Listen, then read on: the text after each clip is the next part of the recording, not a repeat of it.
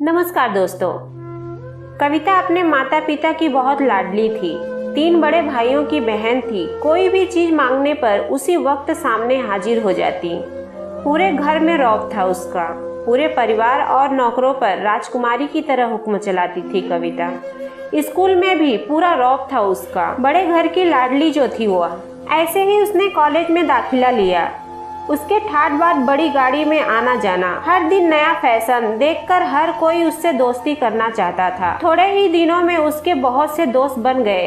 पूरे कॉलेज में उसकी अपनी एक पहचान बन गई थी। इन दिनों उसके घर एक रिश्ता आया। खानदानी लोग थे और पापा की पुरानी जान पहचान थी उनके साथ। कविता के साथ कोई जबरदस्ती नहीं थी, पर कविता ने फिर भी हाँ कर दी, क्योंकि वह अपने परिवार से बहुत प्यार करती थी। वह जानती थी कि वह लोग उसका अच्छा ही सोचेंगे।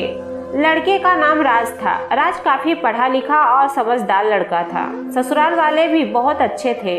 ससुराल में कविता की जगह वैसी ही थी जैसी कि मायके में। कोई भी कार्य कविता की सलाह के बिना नहीं होता था। सबकी लाडली बहू बन गई थी वह। फिर उसके घर एक बेटे का जन्म हुआ। राहुल कविता को जान से प्यारा था।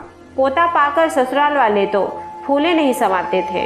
कविता कभी कभी सोचती कि उसकी किस्मत कितनी अच्छी है। उसका हर अपना उसे कितना प्यार करता है। चाहे जीवन में कैसा भी समय आए, मेरे अपने हमेशा मेरे साथ हैं। मैं कभी अकेली नहीं हो सकती।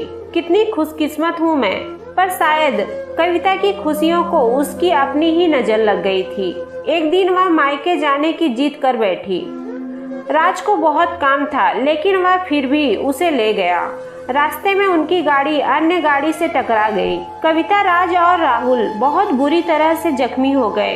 काफी दिनों के इलाज के बाद राज और राहुल तो ठीक हो गए, लेकिन कविता पूरी तरह ठीक ना हो सकी। सर पर चोट लगने के कारण वह अपनी आंखों की रोशनी खो बैठी। अब कविता की किस्मत जैसे उल्टे पांव चलने लगी। मायके वाले कुछ दिनों तक उसे मिलने आते रहे। फिर कभी कभार फोन ही करके पूछ लेते कि अब कैसी हो। धीरे धीरे ये सिलसिला भी कम हो गया। ससुराल वालों की सहानुभूति भी कम होने लगी। घर में किसी को पास बैठने के लिए कहती तो जवाब मिलता, बहुत काम है, अब तुम भी हाथ नहीं बटा सकती। राज भी चिड़चिड़ा हो गया था। बस राहुल ही था उसके साथ, जिसके साथ हंसते खेलते उसका वक्त गुजरता। एक दिन कविता के हाथ से कुछ सामान गिर गया, जिसकी वजह से राहुल को हल्की सी चोट लग गई। कविता के सास ससुर ने राहुल को उससे अलग कर दिया कि कहीं उसके ना देखने की वजह से उसके बच्चे का कोई नुकसान न हो जाए। कविता अंदर से टूट चुकी थी। एक दिन उसने सबके सामने मायके जाने की इच्छा रखी तो राज उसे तुरंत मायके छोड़ आया, जैसे कि वह भी यही चाहता था। लेकिन राहुल को उसके साथ नहीं भेजा गया। कविता कभी राहुल से दूर नहीं रही थी, पर अपनी कमी के कारण उसने ज्यादा बहस नहीं किया। कविता को लगा कि वह 3-4 दिन वहाँ रहेगी तो थोड़ा हवा पानी बदल जाएगा, क्योंकि वह कितने दिनों से कहीं भी बाहर नहीं गई थी। घर वाले भी इतने दिनों बाद उसे देखकर कितने खुश होंगे। कविता के घर पहुंचने पर सब लोग बहुत खुश हुए। खाने में सब कुछ कविता की पसंद का ही बना था। उसने अपने मम्मी पापा और भाई भाभीियों से दिल खोलकर बातें की। उनके छोटे छोटे बच्चे भी बुआ के साथ घुल मिल गए थे। रात को सोने के वक्त जब वह कपड़े बदलने लगी तो उसे पता चला कि उसका बैग तो बहुत भरा हुआ था। वह सब समझ गई। वह बहुत उदास हो गई। कुछ दिनों तक तो सब ठीक रहा, फिर जैसे सब बदलने लगा, सबका व्यवहार बदल रहा था। वह लोग जैसे थक चुके थे उससे। सब लोग घुमा फिरा कर पूछने लगे कि राज कब आ रहा है उसे ले जाने। वह बहाना बना देती, जबकि वह जानती थी कि उस घर में अब उसके लिए कोई जगह नहीं। कविता से चलते वक्त कुछ न कुछ नुकसान हो जाता। थोड़ी बहुत टोका टाकी उसे सुनाई देती, वह टाल देती।